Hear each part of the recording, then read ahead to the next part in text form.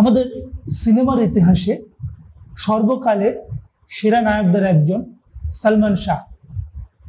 তার মতো এমন সাবলীল অভিনয়, এমন স্টাইল আইকন আর দ্বিতীয়টি খুঁজে পাওয়া যাবে কিনা সন্দেহ। 90-এর দশকে তার হাত ধরে আমাদের সিনেমায় একটা পরিবর্তনের সূচনা হয়েছিল। এগুলো নিয়ে কারো কোনো সন্দেহ বা দ্বিধা নেই।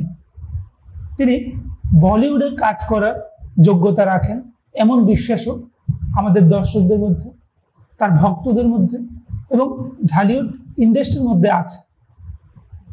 এতে কোনো সন্দেহ নেই যে তিনি তার সময়ের সেরা এবং তার সময়ের চেয়ে এগিয়ে ছিলেন।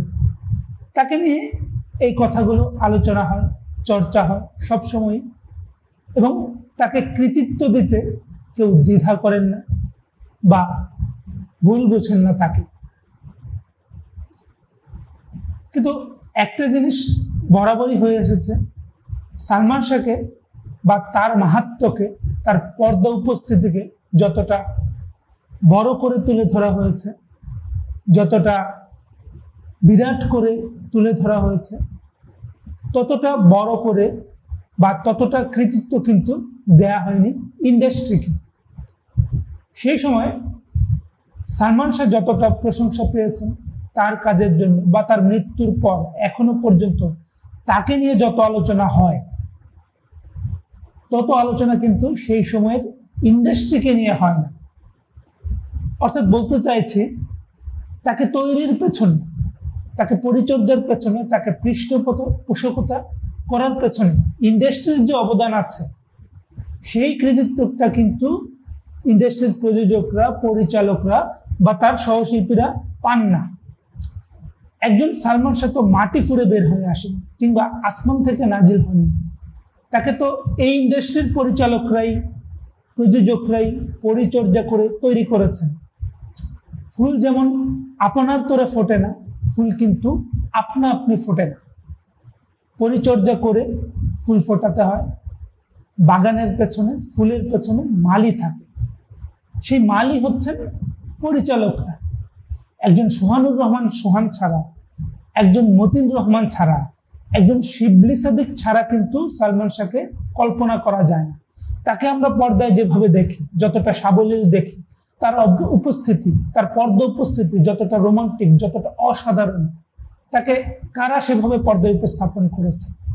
নিশ্চয়ই নির্মাতারা, নিশ্চয়ই এই পরিচালকরা, শাহ আলম কিরণ বা মতিন রহমানরা, কিংবা তাকে যতটা অসাধারণভাবে তুলে ধরা হয়েছে পর্দায়, যতটা গ্ল্যামারাস ভাবে, তার পেছনে বিনিয়োগ করেছেন কারা? পয়সা ঢেলেছেন কারা? তার যত্ন করেছেন কারা? এই প্রযোজকরা, এই লিনা ফিল্মস, এই আনন্দমেলা সিনেমা লিমিটেড, এই যমুনা ফিল্ম কর্পোরেশন। তাকে আমরা যতটা সুন্দরভাবে, যতটা পরিপাট্য রূপে স্ক্রিনে দেখেছি, তার পেছনে অবদান কার? কে তার জন্য গল্প লিখেছেন? ছটকু আহমেদ। কে তার জন্য সংলাপ লিখেছেন? ছটকু আহমেদ বা আবু সাইদ খান। বা তার জন্য গান লিখেছেন কারা? তার জন্য সুর দিয়েছেন কারা?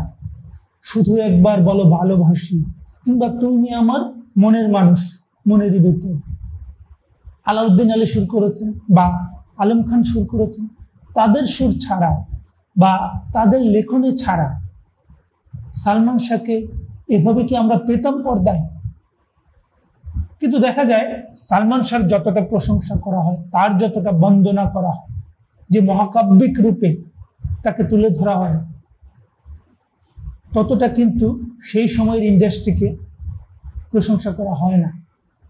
সেই সময়ের এফডিসি মানেই হচ্ছে খ্যাত, অনাধুনিক এরকম একটা ইন্ডাস্ট্রি। মানে 90 দশকের ঢালিউড মানে হচ্ছে অখাদ্য কুখাদ্য সিনেমা হচ্ছে, পরিচালকরা সব অযোগ্য, প্রযোজকরা আসছেন ফুর্তির জন্য, তারা ভালো ছবি নির্মাণ করতে পারেননি। কিন্তু এই যে সালমান শাহ, তিনি সেই ইন্ডাস্ট্রিতে কি করে জন্ম নিলেন? এত যে অযোগ্য অপদার্থ তার আশেপাশে, তাহলে সালমান শাহর জন্ম হলো কিভাবে?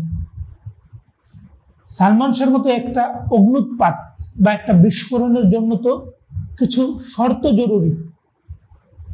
কিছু শর্ত না থাকলে তো সালমান শাহের জন্ম হতে পারতো না। এই শর্তগুলো তৈরি করেছেন কারা?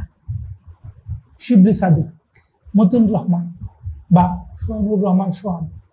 হয়তোবা পরবর্তীতে তারা তাদের যে যোগ্যতার প্রমাণ দিতে পারেননি, তারা তাদের মেধা ধরে রাখতে পারেননি। আরো নতুন শিল্পী তাদের তৈরি করার দরকার ছিল, তারা তৈরি করতে পারেননি, যে কারণে এফডিসি আজকে তার সোনালী জায়গায় নেই।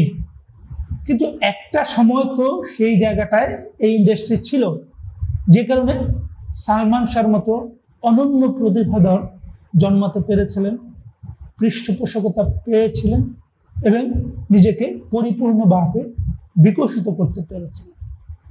এটুকু আমাদের আলোচনা করা উচিত, স্বীকার করা উচিত। এটুকু কৃতিত্ব সালমান শাহর সহশিল্পীদেরকে, সালমান শাহর টেকনিশিয়ানদেরকে দেওয়া উচিত, যারা তাকে মেকআপ করেছেন, যারা তার জন্য কলম ধরেছেন। প্রত্যেকটা লোকের কৃতিত্ব পাওয়া উচিত।